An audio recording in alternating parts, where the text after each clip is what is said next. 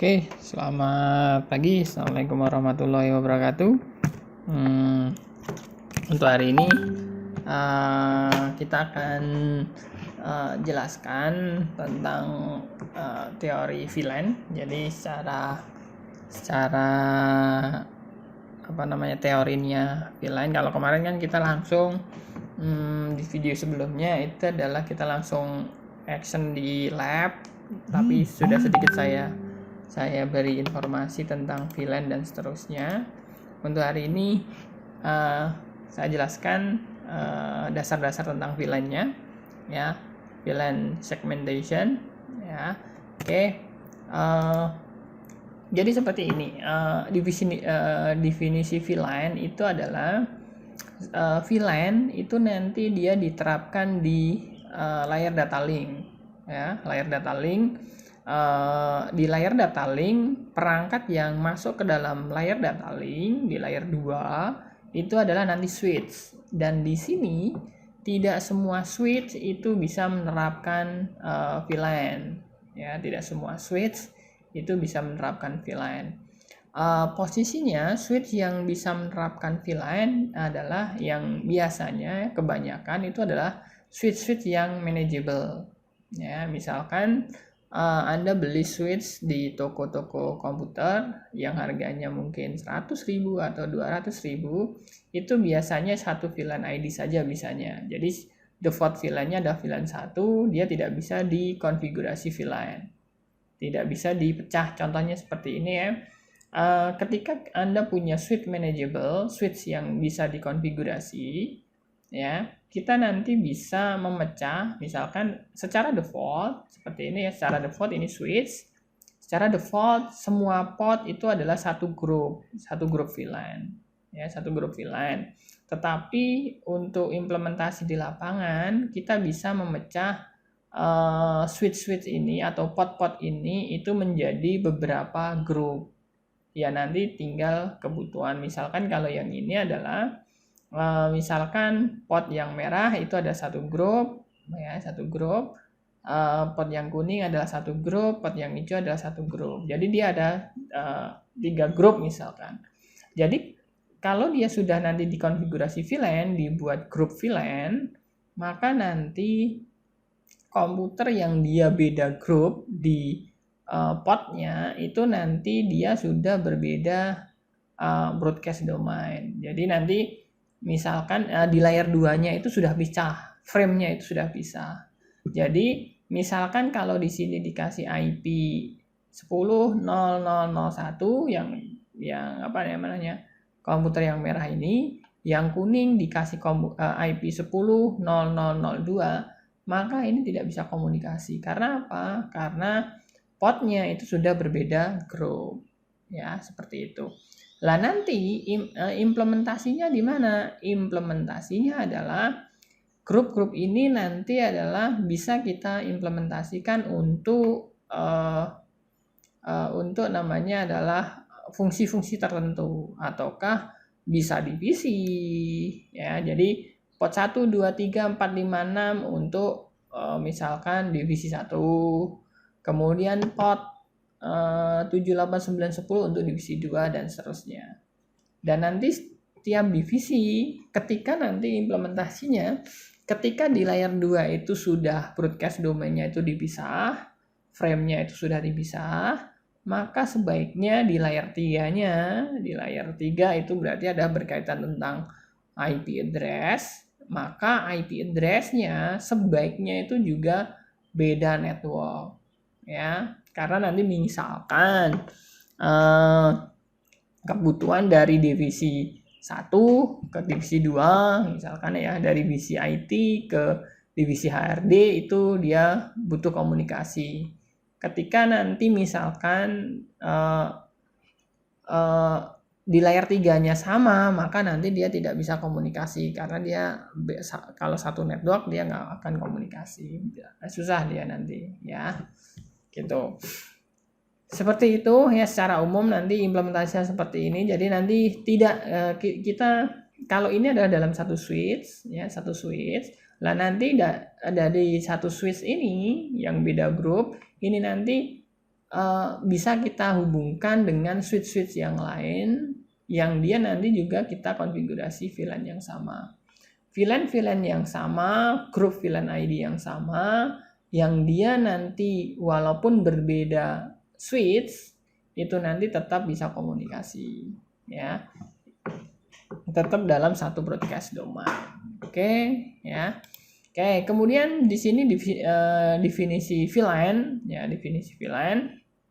Jadi dengan menerapkan VLAN, ya, apa keuntungannya, ya? Dengan menerapkan VLAN, nanti administrator itu akan lebih mudah, ya, dapat membedakan jaringan berdasarkan fungsi, ya, fungsi.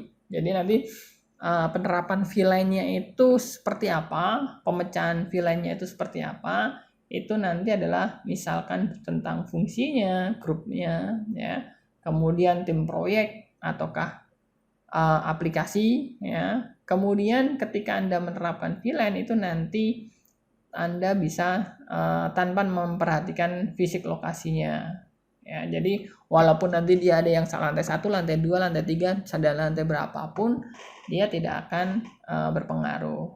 Ya, yang penting dia fungsinya sama, dikasih ke VLAN ID yang sama seperti itu. Ya, jadi nanti kita bisa memisahkan berdasarkan ini fungsi ataukah aplikasi ataukah divisi, ya, dan macam-macam lah nanti kebutuhan di lapangan seperti apa. Oke, dengan menerapkan VLAN itu nanti akan memungkinkan kita mengontrol kebijakan pengguna. Ya, jadi nanti dengan sudah dipecah VLAN, maka nanti kita ketika membuat rule, ya, membuat sebuah aturan dari divisi A ke divisi J mau seperti apa, itu nanti akan lebih mudah, ya, akan lebih mudah. Dan kemudian untuk yang ketiga, untuk definisinya VLAN itu adalah di VLAN itu nanti pembatasannya itu adalah secara logical pada layer 2. Jadi secara fisikal itu tidak dipisah, tetapi logicalnya yang dipisah. Jadi misalkan fisikalnya juga mencar-mencar, tapi logicalnya itu adalah dia dalam satu kesatuan dalam VLAN ID yang dibuat. Di sini nanti dia akan diterapkan secara logikal pada layer 2 itu nanti adalah di switch, ya. Kemudian setiap VLAN ketika nanti Anda membuat VLAN, maka secara otomatis broadcast domainnya itu terpisah, ya. Jadi misalkan Anda punya 3 VLAN, berarti misalkan satu switch ketika dia tidak dikonfigurasi VLAN, maka dia satu broadcast domain. Ketika Anda membuat VLAN 10, VLAN 20, VLAN 30, maka satu switch itu menjadi 3 broadcast domain. Ya, jadi VLAN itu adalah memecah broadcast domain, di mana setiap VLAN itu broadcast domainnya itu hanya mempengaruhi dalam VLAN itu, tidak mempengaruhi VLAN yang lain. Oke, ya. Kemudian nanti ketika dia sudah beda broadcast domain, maka nanti sebaiknya juga dikonfigurasi network tiap VLAN itu berbeda antara VLAN satu dengan VLAN yang lainnya. Kemudian untuk berkomunikasi, ya, jadi antar VLAN itu terisolasi, jadi antar VLAN tidak bisa komunikasi, ya, tidak komunikasi dengan satu dengan yang lainnya. Lah di sini untuk bisa komunikasi nanti kita butuh yang namanya router. Lah nanti routernya itu nanti juga akan dikonfigurasi secara khusus ketika dia mau menghubungkan VLAN. Nanti kita akan konfigurasi yang namanya inter VLAN routing. Jadi untuk menghubungkan VLAN ke VLAN yang lain kita harus konfigurasi inter VLAN routing. Ya. Kemudian pembatasan pada layer 2, ya. Batasan di layer 2-nya itu nanti akan dikonfigurasi di perangkat switch. Switch-nya itu adalah yang manageable, ya, yang dia dapat dikonfigurasi, ya. Kemudian end device, ya, perangkat-perangkat di end, entah itu PC, entah itu laptop, entah itu handphone, entah itu IP phone dan seterusnya. di sini yang dia dikelompokkan dalam VLAN itu mereka itu tidak tahu kalau dia itu berada di VLAN berapa. Jadi intinya adalah ketika data itu keluar dari port menuju end device, maka seluruh informasi tentang VLAN itu akan dihapus. Kemudian baru disampaikan ke end device. Ya, jadi komputer itu tidak tahu dia itu berada di posisi VLAN berapa. Tetapi kalau ada data masuk, misalkan dari komputer dia data masuk ke switch, maka ketika dia data masuk, maka dia akan ditambahi ID VLAN dan tak-tak yang lain untuk konfigurasi VLAN-nya. Tapi nanti ketika data keluar, itu informasi tentang VLAN itu akan dihapus seperti itu. Jadi end device itu tidak tahu dia berada di VLAN ID berapa dan seterusnya. Next, jadi nanti keuntungan kenapa kita harus menerapkan VLAN, ya. Jadi seperti ini. Keuntungan, jadi nanti kita bisa menerapkan seperti ini. Kita bisa membuat jaringan, ya. Di sini ada fakultas, ada mahasiswa, ada pengunjung, di mana dia VLAN ID-nya sudah berbeda, ya, berbeda. Di sini juga berbeda VLAN ID-nya. Kemudian network-nya itu juga diusahakan juga berbeda. Di sini 172.17.10, 20, 30. Ya, jadi ketika di layer 2-nya sudah dikonfigurasi VLAN, di layer 3-nya di IP-nya, IP atau network-nya, itu sebaiknya dia juga berbeda. Lah nanti juga seperti ini, ya.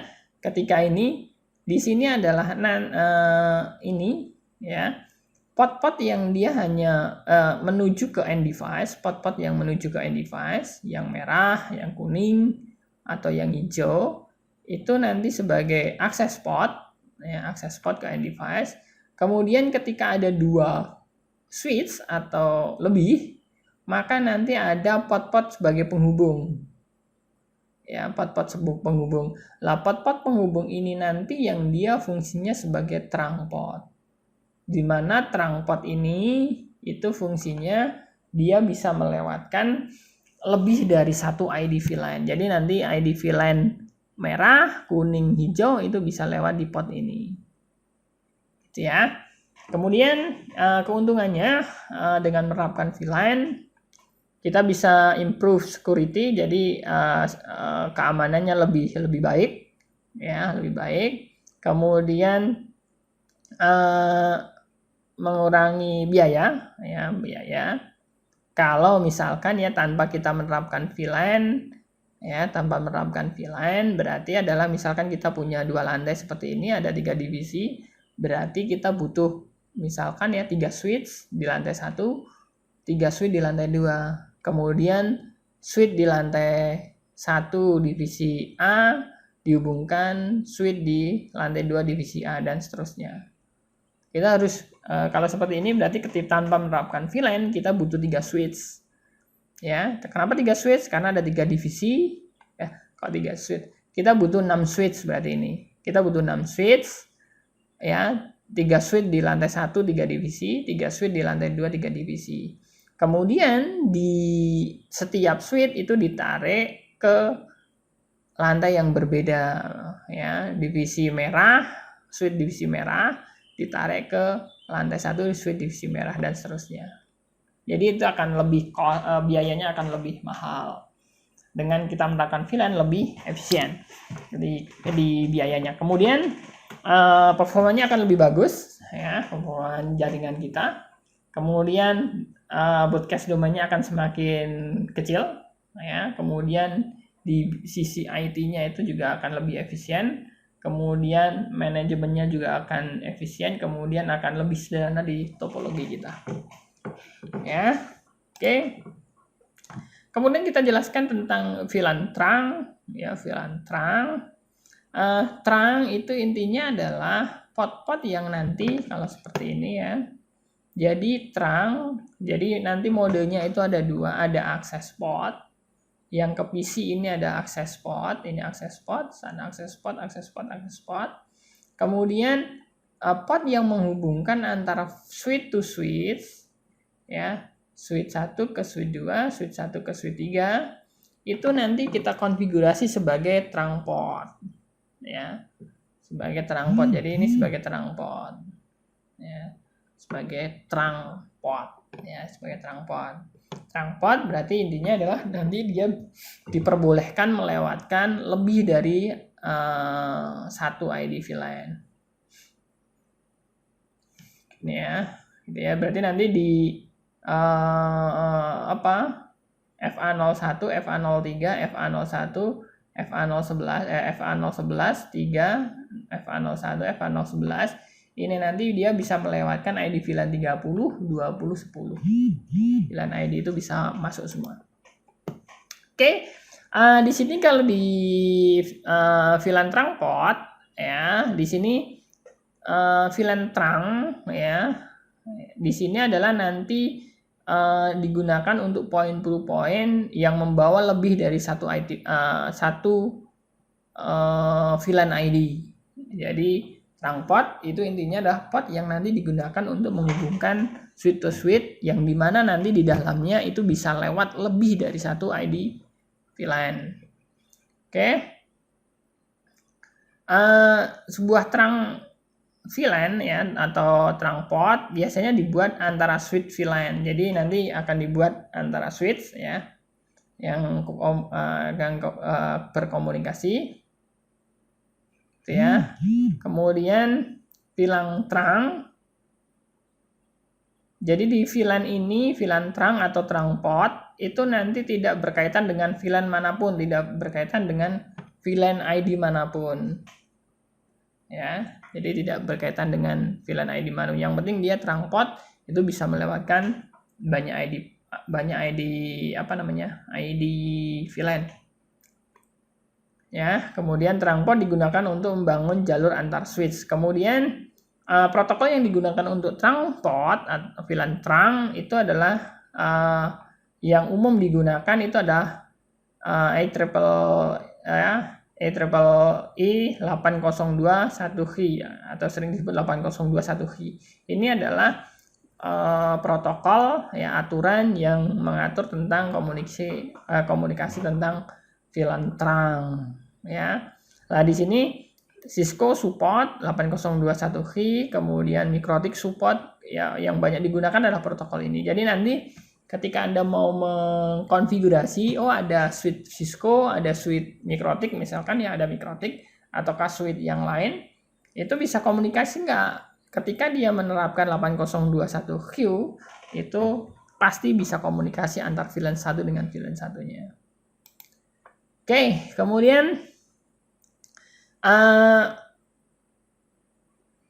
broadcast domain ketika kita tidak menerapkan VLAN, ya, contohnya seperti ini tanpa ada penerapan VLAN, maka ketika ada salah satu komputer yang dia broadcast, maka otomatis semua komputer itu akan kena broadcast.